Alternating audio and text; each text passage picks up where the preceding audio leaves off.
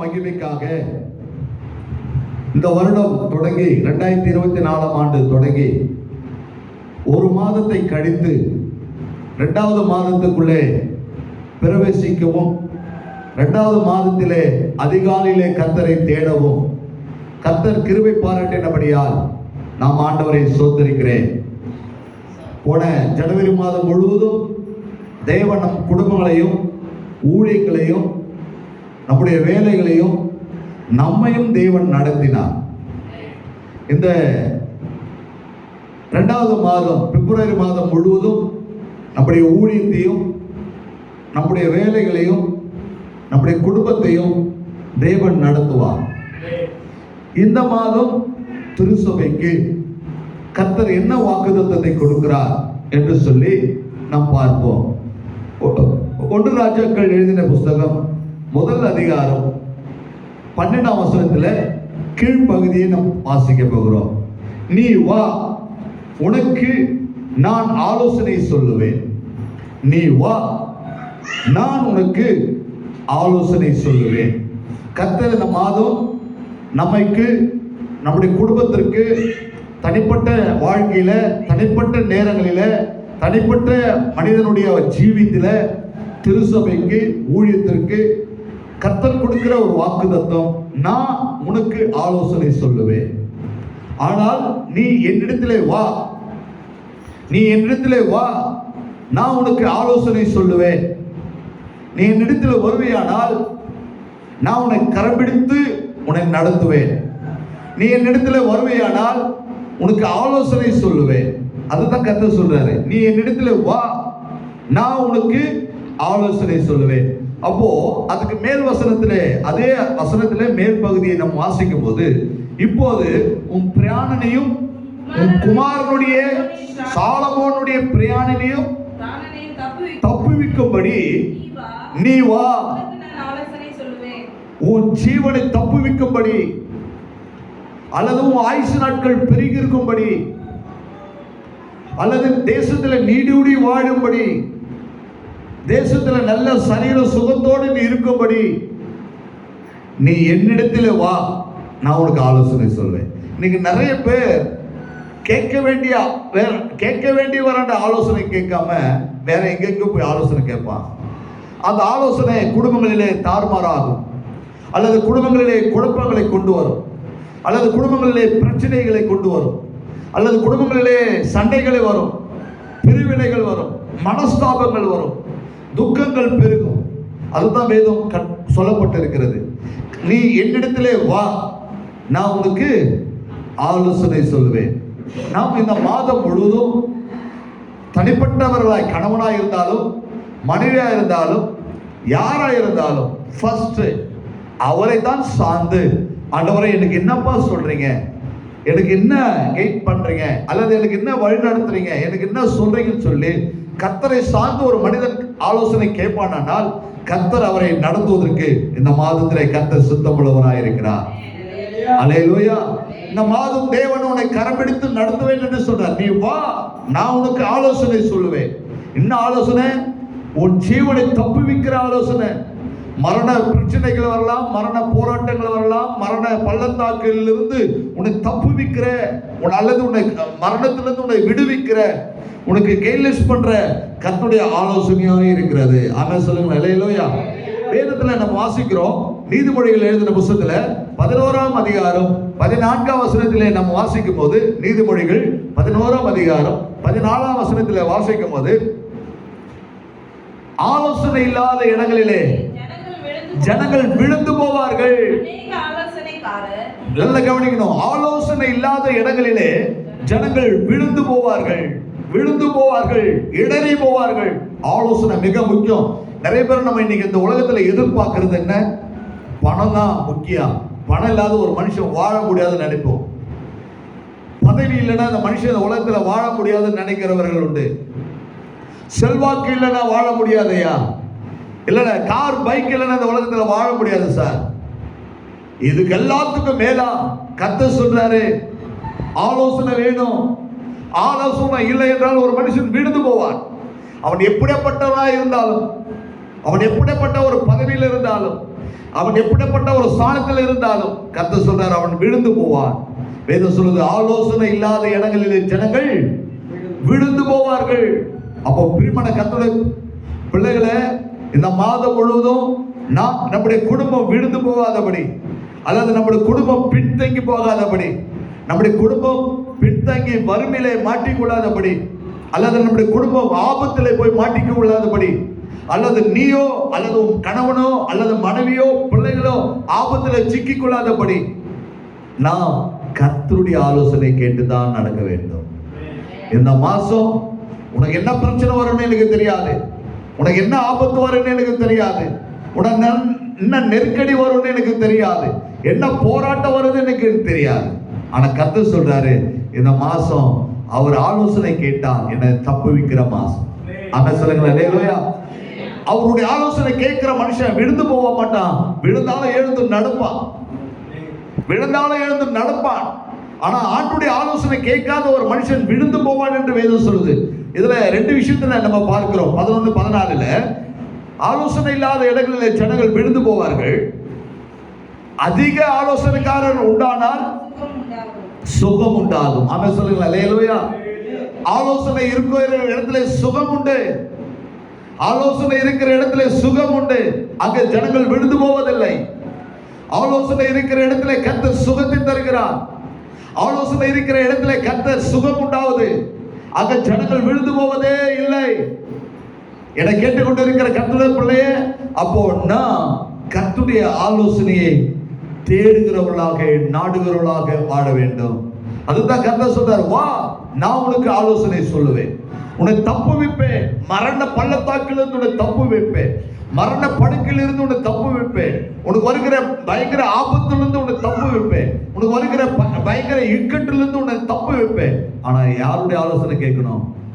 கர்த்தருடைய ஆலோசனை மட்டும்தான் கேட்கணும். கர்த்தருடைய ஆலோசனை நம்ம கேட்பவர்களா இருப்போமானால் தேவன் நம்மளை தப்பு வைக்கிறார். கர்த்தருடைய ஆலோசனை கேட்கிறவன் விழ மாட்டான், விழுந்தாலும் எழுந்திருப்பான். கர்த்தருடைய ஆலோசனை கேட்கிறவனுடைய வாழ்க்கையில சுகம் உண்டாகும். கர்த்தருடைய ஆண்டுடைய நாமம் மகிமைக்காக கர்த்தருடைய வார்த்தை அழகா சொல்லப்பட்டிருக்கிறது. இந்த 2வது மாசம் இந்த முதல் நாளிலே அதிகாலையிலே கர்த்தர் நமக்கு சொல்றாரு, உன் வாழ்க்கையில சுகம் உண்டாகணுமா? கர்த்தருடைய ஆலோசனை கேளு. கர்த்தருடைய ஆலோசனை உன்னுடைய வாழ்க்கையில இருக்குமானால் உனக்கு சுகம். கர்த்தருடைய ஆலோசனை கேட்கிறவனுடைய வாழ்க்கையில சுகம் உண்டாகும், அவன் விழுந்து போவதில்லை. கர்த்தருடைய ஆலோசனை கேட்கிறவனுடைய வாழ்க்கையிலே ஜீவனை தப்புவிக்கிறார். இந்த மாதம் முழுவதும் தேவன் நம்மளை தப்புவிக்கணையா, நம்ம குடும்பத்தை தப்புவிக்க வேண்டும். இந்த மாதம் முழுவதும் நம்முடைய குடும்பத்தை தப்புவிக்க வேண்டும், நம்முடைய பிள்ளைகளை தப்புவிக்க வேண்டும், நம்முடைய விசுவாசி குடும்பங்களை தப்புவிக்க வேண்டும், நம்மை தேவன் தப்புவிக்க வேண்டும். அப்போ நாம் ஒன்றே ஒன்று. ஆனா நம்ம பண்ற மிஸ்டேக் என்ன? நம்மளுக்கு எல்லாம் தெரியும் என்று நினைத்து கொள்கிறோம். நம்மளுக்கு எல்லாம் தெரியும் சார், நான் படிக்காததா, நான் பார்க்காததா, நான் பேசாததா, என் எக்ஸ்பீரியன்ஸ் எவ்வளோ, என் அனுபவம் எவ்வளோ, என் வயசு எவ்வளோ தெரியுமா, நான் இந்த உலகத்தையே சுற்றி வந்திருக்கிறேன் தெரியுமா, எத்தனை ஊரை போயிருக்கிறேன். இப்படித்தான் நம்ம என்ன பண்ணிக்கிறோம்? ஏமாந்து கோட்டை விடுகிறோம், அல்லது ஏமாந்து மிஸ் பண்ணி கொடுக்கிறோம். என்னை கேட்டுக்கொண்டு இருக்கிற கர்த்தருடைய பிள்ளைய, ஆண்டவருடைய நாம மகிமைக்காக சொல்லுகிறேன், நாம் எங்கெங்கெல்லாம் ஆண்டவரை நாடி, ஆண்டவரே எனக்கு ஒன்றும் தெரியலப்பா, எனக்கு ஆலோசனை தாங்கன்னு சொல்லும் போது கர்த்தர் உனக்கு ஆலோசகராக இருந்து உன்னை தப்புவித்து நீ விழுந்து போகாதபடி உனக்கு சுகத்தை உண்டாக்குகிறார். ஒருவேளை ஒரு பிசினஸ் தொடங்குகிற ஒரு மனிதன், அவன் சுயமாக அவன் படிப்பை சார்ந்து, அவன் திறமை சார்ந்து, அவனுடைய அனுபவத்தை சார்ந்து, அவனுடைய எல்லாத்தையும் பணத்தை சார்ந்து அவன் செய்வானால் அவன் விழுந்து போவான். ஆனால் அந்த மனிதன், அதே மனிதன் படிப்பு இருக்கலாம், பதவி இருக்கலாம், அழகு இருக்கலாம், செல்வாக்கு இருக்கலாம், எல்லாம் இருந்தாலும் கர்த்தரை சார்ந்து இருப்பானால் அவன் விழுந்து போவதே இல்லை. அவன் வாழ்க்கையில விழுந்து போவதில்லை, அவனுக்கு சுகம் உண்டாவது. அவன் வாழ்க்கையில சுகம் உண்டாகி அவன் வாழ்க்கையில அவனை கர்த்தர் ஆசீர்வதிக்கிறார் என்று நாம் பார்க்கிறோம். பிரியமான கர்த்தருடைய பிள்ளையே, தேவச்சனமே, கர்த்தர் சொல்றாரு, நீ வா நான் உனக்கு சொல்லுகிறேன். ஞாயிற்றுக்கிழமை மட்டும் வா, மீதி நாள் வராதுன்னு சொல்லல. கர்த்தர் ஓகே சொல்லிட்டாரு, நீ வாப்பா, உன்னை தப்புவித்து நீ விழுந்து போகாதபடி சுகத்தை கொடுக்கிற ஆலோசனையை தர. அவருடைய ஆலோசனையில என்ன நடக்குது, அவருடைய ஆலோசனையில என்ன நம்மளுக்கு பெனிஃபிட்? நம்ம விழுந்து போகவே மாட்டோம். ஒரு நாளும் சரிக்கு நிற்க மாட்டோம். ஒரு நாளும் நம்ம எங்கேயாவது முட்டிட்டு நிற்கவே மாட்டோம். நம்பர் 1. நம்பர் 2, நமக்கு அவர் கொடுக்கிற ஆலோசனை என்ன? சுகம் உண்டாவது. நம்பர் 3, நம்மளை தப்புவிக்கிறார். கண்ணி வலைகள் உன்மேல் வீசலாம். கண்ணி வலைகள் உன்மேல் வீசலாம். அந்த வலையில நீ மாட்டிக்கொள்ள கூடாதபடி தேவன் உன்னை தப்புவிப்பார். மரண பள்ளத்தாக்குகள் வரலாம், மரண பிரச்சனைகள் வரலாம், பலவிதமான நெருக்கடிகள், போராட்டங்கள் வரலாம். கர்த்தர் சொல்றாரு, உன்னை தப்புவிக்கிற மாதம். இன்னொரு வசனத்தை கூட வாசித்து நாம் முடிக்கலாம். சங்கீதம் 32வது சங்கீதம் 8ஆம் வசனத்தில் சொல்லப்பட்டிருக்கிறது, நான் உனக்கு போதித்து நீ நடக்க வேண்டிய வழியை உனக்கு காட்டி உன்மேலே என் கண்ணை வைத்து உனக்கு ஆலோசனை சொல்லுவேன். அவன் சொல்லுங்களேன், அல்லேலூயா. கர்த்தரிடத்தில் நீ வருவியானால் கர்த்தரை சார்ந்து, ஆண்டவரே என்னை நடத்துங்கப்பா, இந்த ஊழியத்தை நடத்துங்க, என் குடும்பத்தை நடத்துங்க, என் பிள்ளைய நடத்துங்க, என் பிசினஸ், என் வேலையை நடத்துங்கன்னு சொல்லி கர்த்தரை சார்ந்து கர்த்தரை கேட்பேனா, ஆண்டவர் சொல்றாரு, உன் மேல கண்ணியே வைத்து நான் ஆலோசனை சொல்லுவேன். ஒரு தகப்பன், ஒரு தாய், கூட பிறந்த சகோதரன் யாரும் செய்யக்கூடாத ஒரு காரியத்தை கர்த்தர் செய்கிறார். உன் மேல கண்ணியே வைத்து உனக்கு நான் ஆலோசனை சொல்லுவேன். யாருக்கு கர்த்தர் ஆலோசனை சொல்றாரு? அவங்க கிட்ட வரவங்களுக்கு, அவர்கிட்ட நாடி வருகிறவர்களுக்கு கர்த்தர் சொல்றாரு, நான் உன் மேல் கண்ணை வைத்து உனக்கு ஆலோசனை சொல்லுவேன். என்னை கேட்டுக்கொண்டு இருக்கிற கர்த்தருடைய பிள்ளையே, தேவ ஜனமே, கர்த்தர் சொல்றாரு, உன் மேல் கண்ணை வைத்து ஆலோசனை சொல்லுவேன். நீ எத்தனை பேர் கர்த்தரை ஆலோசனை கேட்க போறீங்க? எத்தனை பேர் ஆண்டவரே எனக்கு கைட் பண்ணுங்கன்னு சொல்ல போறீங்க? சொல்லுங்க, ஆண்டவரே. அப்ப இந்த ஒரு நாள் கேட்டா போதுமா? இல்ல 2 நாள் கேட்டா போதுமா? இல்ல 3 நாள் கேட்டா போதுமா? இல்லைங்க, ஒவ்வொரு நாளும் கர்த்தரை கேளுங்க, ஒவ்வொரு நிமிஷமும் கர்த்தரை கேளுங்க, ஒவ்வொரு நாளும் கேளுங்க, ஒவ்வொரு நிமிஷமும் கேளுங்க. எனக்கு தெரியலப்பா, என்னை நடத்துங்கன்னு சொல்லுங்க, கர்த்தர் நடத்துவா. அல்லேலூயா. ஒரு நேரத்துல உனக்கு எல்லாம் தெரிந்திருக்கலாம், எல்லாம் உனக்கு படிப்பு இருந்திருக்கலாம், நல்லா உனக்கு எக்ஸ்பீரியன்ஸ், அனுபவங்கள் இருக்கலாம். அதெல்லாம் வெளிப்படுத்துகிற நேரம் ஆண்டவர் அண்டை இல்லையா? ஆண்டவரான தன்னைத்தான் தாட்டுகிற மனுஷன் உயர்த்தப்படுகிறான். தன்னைத்தான் தாட்டுகிற மனுஷன் உயர்த்தப்படுகிறான். தாழ்மைக்கு முன்னாடி மேன்மை என்று வேதம் சொல்லப்பட்டிருக்கிறது. இயேசுவுக்கு ஞானஸ்நானம் கொடுத்த தேவ மனுஷன் யோவான் சாணகன் சொல்லுகிறார், நான் சிறுகவும் அவர் பெருக வேண்டுமே. அவர் பாதரட்சியை தொடுவதற்கு கூட நான் பாத்திரன் அல்ல. அந்த மனிதன் யார்? இயேசு தலைமையில கை வைத்து ஞானஸ்நானம் கொடுத்தவர். இயேசு கிறிஸ்து தலைமையிலே கை வைத்து ஞானஸ்நானம் கொடுத்த ஒரு மனுஷன் சொல்லுகிறார், அவர் பாதரட்சியை தொடுவதற்கு நான் பாத்திரன் அல்ல. அவர் பெருகணும், நான் சிறுகணும். அவர் தலைமையில கை வச்ச ஒரு மனுஷன் சொல்ற ஒரு வார்த்தையை பார்க்கிறோம். அப்ப அவர் என்ன அங்க தெரியுது, தன்னை தாழ்த்துகிறார். இன்னைக்கு நிறைய நேரங்கள்ல நம்ம எல்லா நேரங்களிலும் நம்ம தெரியும் நினைக்கிறோம், ஆனா அது தோல்வியில போய் முடியுது. அல்லது அதுல தோல்வி மட்டும் இல்லை, அதுல நம்மளுக்கு பின்வாங்கி விழுந்து போகிறோம். என்னை கேட்டுக்கொண்டு இருக்கிற கர்த்தருடைய பிள்ளைகளை, 3 விஷயத்தை நம்ம பார்த்தோம். கர்த்தர், நீ என்னிடத்துல வா. இந்த பிப்ரவரி மாசம் ஒவ்வொரு நாளும் நீ என்னிடத்துல வா மகனே, மகளே, நீ என்னிடத்துல வா, நான் உனக்கு ஆலோசனை சொல்லுவேன். அவருடைய ஆலோசனை நம்மளுக்கு எப்படி இருக்கிறதா? நம்மளுக்கு தப்பி வைக்கிற ஆலோசனையா இருக்கிறது. கடல்ல இருந்து தப்பி வைக்கிற ஆலோசனையா இருக்கும்.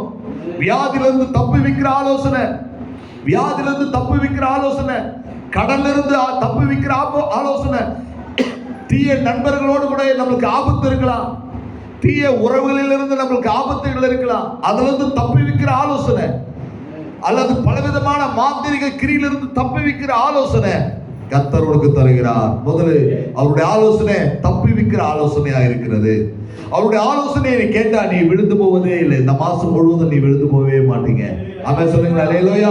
இந்த மாதம் முழுவதும் அப்ப தண்ணிக்காக நீ உன் வாழ்க்கையில குறைவதில்லை. இந்த மாதம் முழுவதும் பணத்துக்காக நீ ஏங்கி நிற்பதில்லை. இந்த மாதம் முழுவதும் ஒரு நாள் சோர்ந்து போவதில்லை, விழுந்து போவதில்லை. அவருடைய ஆலோசனை கேட்டா, அல்லேலூயா.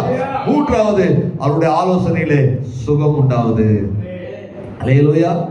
3வது, அவருடைய ஆலோசனையில சுகம் உண்டாவது.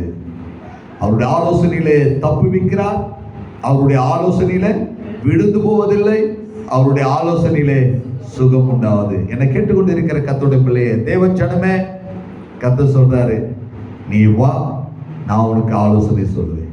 இந்த மாதம் முழுவதும் அவருடைய ஆலோசனை நாடுகிற மனிதனாய் நாம் மாற வேண்டும். பாஸ்டரா இருக்கட்டும், மூப்பரா இருக்கட்டும், உடனூழியரா இருக்கட்டும், மூத்த விசுவாசியா இருக்கட்டும், யாரா இருந்தாலும் அவருடைய ஆலோசனை, ஆண்டவரே நீங்க என்ன சொல்றீங்களோ என்னை செய்யுங்கப்பா, நீ என்ன செய்யறீங்களோ உங்களுடைய ஆலோசனைப்படி என்னை நடத்துங்கன்னு சொல்லி அவரை சார்ந்து நம்ம வாழும்போது, அவரை சார்ந்து நம்ம பிரவேசிக்கும் போது கர்த்தர் நம்மளை கைட் பண்ணி நடத்துகிறார். அல்லேலூயா. அவன் சொல்லுங்க அல்லேலூயா. பிரியமான கர்த்தருடைய பிள்ளைகளே, இந்த இதே பகுதியை இரண்டாவது பகுதியாக நம்ம நாட்டுக்கு எப்பவுமே முதல் சண்டே இதே தான் நம்ம தியானிப்போம். என்னென்ன ஆலோசனை இருக்கிறது, என்னென்ன ஆலோசனை இருக்கிறது என்பதை குறித்து நம்ம விரிவாக வருகிற ஞாயிற்றுக்கிழமை நம்ம தொடர்ந்து இதை தியானிக்க போகிறோம். இன்னைக்கு இந்த வாக்குத்தத்த செய்தியாக சுருக்கமாக இந்த வார்த்தையை நான் பகிர்ந்து கொண்டிருக்கிறேன். ஆண்டவர் நம்மோடு கூட ஈடுபட்டிருக்கிறார். இந்த வார்த்தை, இந்த வாக்குத்தத்தம் இந்த மாதம் முழுவதும் நமக்கு ஆசீர்வாதம் இருக்கும் என்று நான் நம்புகிறேன். இந்த மாதம் முழுவதும் நாம் எல்லாரும் அவருடைய ஆலோசனை கேட்போமானால் ஒரு நாளும் எதிலே நம்ம மாட்டிக்க கொள்ள மாட்டோம், நம்மளை தப்புவிப்பார். அவருடைய ஆலோசனை கேட்போமானால் ஒரு நாளும் நம்ம விழுந்து போக மாட்டோம். அவருடைய ஆலோசனை கேட்போமானால் நம்முடைய வாழ்க்கையிலே சுகம் உண்டாகும். எல்லாரும் கண்களை மூடி ஜெபிக்கலாமா?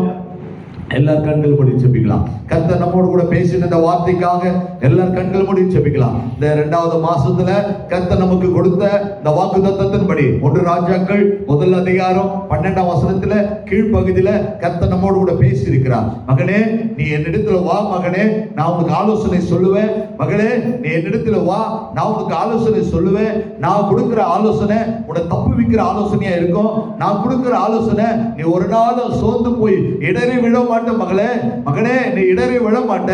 நான் கொடுக்கிற ஆலோசனை உன் வாழ்க்கையில, உன் ஜீவித்துல, உன் குடும்பத்துல, உன் இல்லத்துல சுகம் உண்டாகும். எத்தனை பேர் சொல்ல முடியும்? ஆண்டவரே நான் ஆண்டவரே இதுவரை யாருடைய ஆலோசனையோ தேடி போனப்பா, யாருடைய ஆலோசனையை கேட்டு நடந்த, தோல்வி அடைஞ்ச, அவமானம் அடைஞ்ச, வெட்கம் அடைஞ்ச, பின்வாங்கி போன ஐயா, ஆண்டவரே என்ன பண்ணீங்கப்பா. இப்போ நான் உங்களுடைய ஆலோசனையை தேடி வருகிறேன்.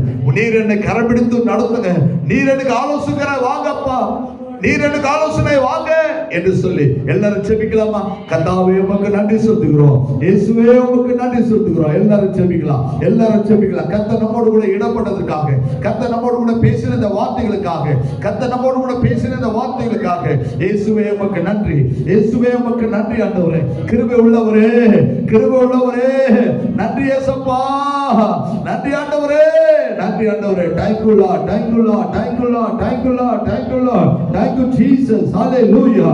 ஆண்டவரோட மகிமையான பிரசன்னம், உடைய மகிமையான பிரசன்னம், உடைய மகிமையான வல்லமை இறங்கட்டும். இந்த மாதம் முழுவதும் திருச்சபையை ஆலோசகராய் நீர் வாங்கப்பா, திருச்சபைக்கே ஆலோசகரா வாங்க, எங்களுக்கு எங்களுடைய வாழ்க்கையில ஆலோசகரா நீங்க வாங்கப்பா.